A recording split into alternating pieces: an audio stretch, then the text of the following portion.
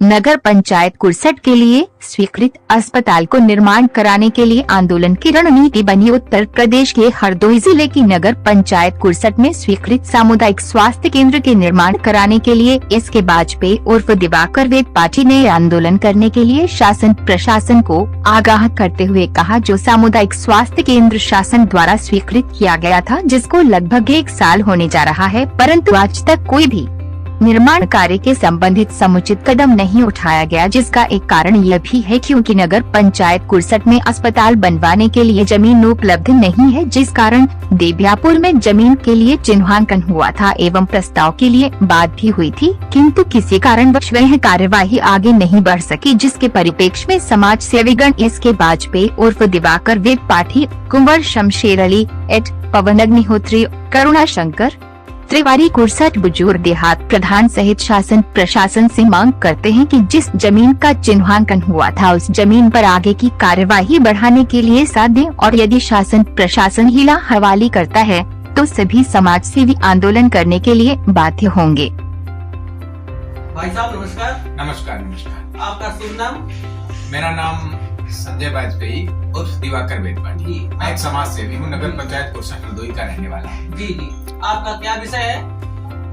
बात यह है भाई साहब, एक सामुदायिक अस्पताल नगर में एक अस्पताल की हमारी बहुत दिनों से मांग थी, जो कि वहाँ से स्वीकृत भी हुआ। हमने अपने अस्पताल को सामुदायिक स्वास्थ्य केंद्र को स्वीकृत भी करवाया। उसके बाद में हमने बहुत लड़ाई भी लड़ी, लेकिन नगर पंचायत कुर्सट में जमीन नहीं मिल पा रही उसको। इसके अतिरिक्त हम जब हमें जमीन नहीं मिली तो हम देव्यापुर गए।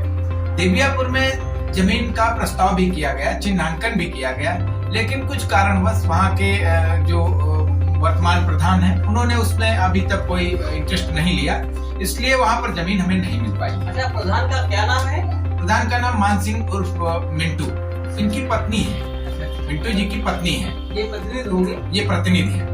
तो वहाँ से उनसे कुछ अभी जो है हमको उनका परफॉर्मेंस ठीक नहीं इस मामले में, तो इसलिए दिक्कत हो रही है, अस्पताल नहीं बन पा रहा है। लेकिन अस्पताल तो हमें बनवाना ही है, चाहे जैसे हम बनवाए।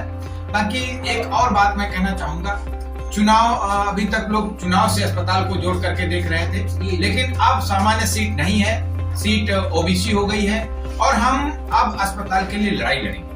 उसमें हम आप सबका और समस्त नगरवासियों से आह्वान करते हैं कि आप सभी लोग और जितने प्रत्याशी भी हैं, चाहे वो मतलब जो है चेयरमैन प्रत्याशी हो, सभासद प्रत्याशी हो, अगर सभी प्रत्याशी, जितने सभासद प्रत्याशी और चेयरमैन प्रत्याशी, अगर सभी प्रत्याशी एकजुट होकर के काम करना शुरू करते हैं तो ये गारंटी है कि अस्पताल को जगह भी मिल जाएगी, अस्पताल भी बन जाएगा।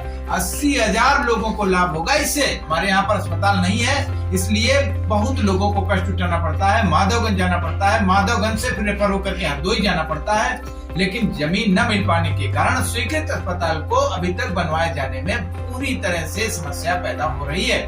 तो हम सबसे यही निवेदन करते हैं कि आप लोग आइए, हमारा साथ दीजिए और अस्पताल बनवाइए। ये लोगों की एक आवश्यकता है। इससे बच्चों को, बुजुर्गों को, समाज को, अन्य लोगों को, कुर्सट नहीं आसपास के 70, 80, 100 गाँवों को इसमें लाभ मिलेगा। इसलिए हम आप सबसे निवेदन करते हैं, मीडिया बंधुओं से भी निवेदन करते हैं, आप जैसे अच्छे पत्रकारों से भी कहते हैं कि आप लोग हमारी मदद करिए और अस्पताल को बनवाइए, जिससे पूरे समाज का भला हो।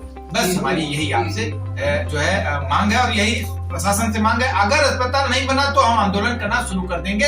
हमारे आंदोलनकारी साथी शमशेर अली, पवन अग्निहोत्री इत्यादि जितने भी लोग